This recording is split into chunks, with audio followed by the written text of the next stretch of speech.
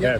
All right, this is always great getting together with my man Ron Nicoletti. First time I worked with him, we were doing the Coconut Grove bed race, play-by-play on Sunshine Network. It had just started. Obviously, they didn't have a lot of rights to key events, but here he is, long time. How many years ago was that? That'd be like 40 years ago. We were both young, yeah. But I think we both had dark hair at that time. Then we were young.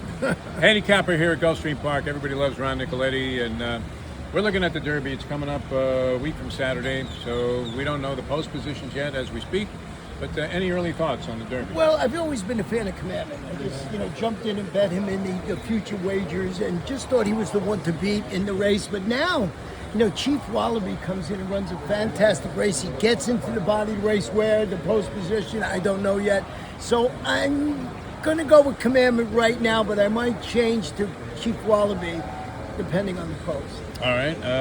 Any bombs that we might want to consider that are in? Obviously, everybody's in there with somewhat of a shot. But well, the Puma is going to be 10-1 in there, and he's just been working up a storm. I've been following Mike Welch in the daily race forms, daily workouts, and he just keeps raving about the Puma. So maybe you throw a horse like that.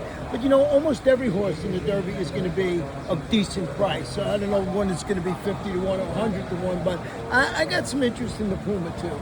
Horses for courses, jockeys, what other factors go into your considerations besides, obviously, past performance? Well, you got to think, you got to look at guys like Brad Cox, Irad Ortiz Jr., all the guys, he's riding Renegade. I'm talking about Irad Ortiz Jr. That horse comes off a monster performance. So all those things coming into factor. And I think, I looked at the last 5 or 6 races. If they're not the favorite, they come from off the pace. You got to be close, and that's what Commandment does. That's what Chief Wallaby does. They don't need to be on the front end. So, sort of waiting to see how everything plays out. How do you step up your bankroll for the Derby, or do you just go with the common strategies? You obviously have to put more money into it, no? Yeah, it's such a tough thing to hit them. If you get lucky, any exact is going to pay $200, no matter what it is, unless you get 2 favorites. That doesn't happen that often. So, you got to just take your shots and.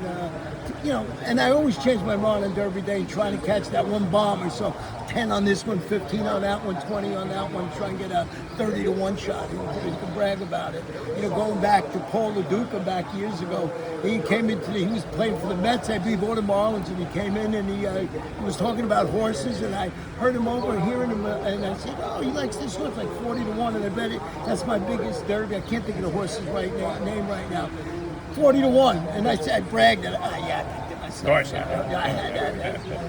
Well, you beat more odds than just about anybody I know, Ronnie boy. It's a great story. So, congratulations on all of that. You look great, and thanks for joining us. My pleasure. All right.